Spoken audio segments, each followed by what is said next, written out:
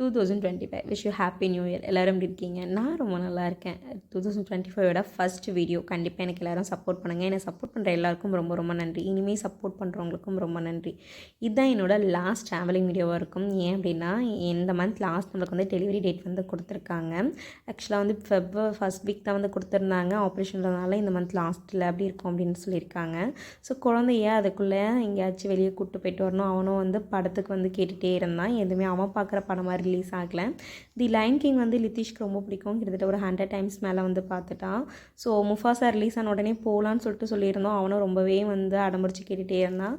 So okay, time கிடைக்கும் போது போகலாம் அப்படின்னு சொல்லிட்டு சரி ஓகே குழந்தைய கூப்பிட்டு போயிட்டலாம். தாம்பரத்தில் இருக்க எம்ஆர் தேட்டர் தான் வந்து போயிருந்தோம். ரொம்பவே ஒஸ்ட்டு. இந்த தேட்டரை பற்றி ஒரு விஷயம் சொல்லணும். போகிறீங்க அப்படின்னா கண்டிப்பாக கேஷ் எடுத்துகிட்டு போயிடுங்க. ஏன்னா டிக்கெட் கவுண்டரில் ஸ்கேனரோ ஜிபேவோ எதுவுமே வந்து கிடையாது. ஸோ அதனால் மக்கள் நிறைய பேர் சிரமப்பட்டாங்க. நாங்களுமே ரொம்ப சிரமப்பட்டோம். பக்கத்தில் இருக்க ஏடிஎம் போயிட்டு கேஷ் எடுத்தோம். அதுக்கப்புறம் தான் வந்து டிக்கெட் எடுத்துகிட்டு லாஸ்ட் சமயத்தில் தான் உள்ளே போகிற மாதிரி இருந்துச்சு. நாங்கள் போன உடனே படம் வந்து ஸ்டார்ட் ஆகிடுச்சு. ஸோ தி லைன் கிங் பார்த்தவங்களுக்கு கண்டிப்பாக இந்த படம் ரொம்பவே பிடிக்கும். இனிமே வர்றது வந்து முஃபாசாவோட அடுத்தடுத்த பார்ட் தான் வரும்னு நினைக்கிறேன். ரொம்பவே சூப்பராக இருந்துச்சு. லித்திஷா ரொம்ப என்ஜாய் பண்ணி பார்த்துட்டு இருந்தோம். அண்ட் ஃபைனலாக நாங்கள் வந்து வீட்டுக்கு வந்து கிளம்பிட்டோம். வரும்போது வண்டலூர் ஜூ பக்கத்தில் காரப்பொரி வித்துட்டு இருந்துச்சு, என்னோடய ஃபேவரட். அண்ட் வாங்கி நானும் அம்மா லித்திஷ் 3 பேருமே சாப்பிட்டுட்டு வீட்டுக்கு வந்துட்டோம்.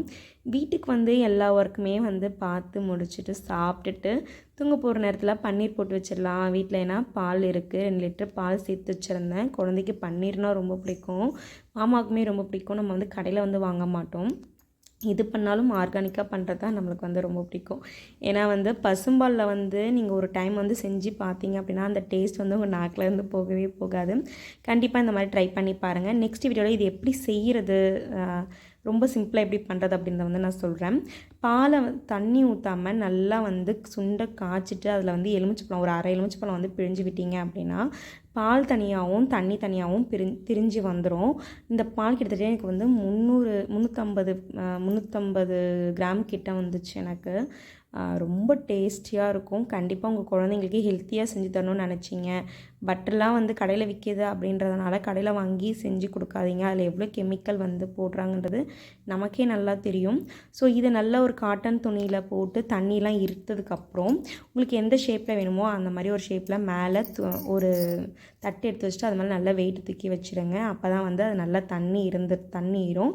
நான் வந்து எப்போவுமே வந்து குடத்தில் நல்லா தண்ணி ஊற்றி தான் வந்து வைப்பேன். அப்படிலாம் அகலமான பாத்திரத்தில் எடுத்து வைப்பேன்.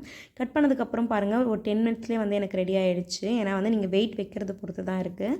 நல்லாவே வந்து ஃபுல் தண்ணியும் வந்து போயிட்டு ரொம்பவே சூப்பராக இருந்துச்சு. நீங்களும் கண்டிப்பாக ட்ரை பண்ணி பாருங்கள். உங்கள் குழந்தைங்களுக்கும் ஹெல்த்தியாக அந்த மாதிரி செஞ்சு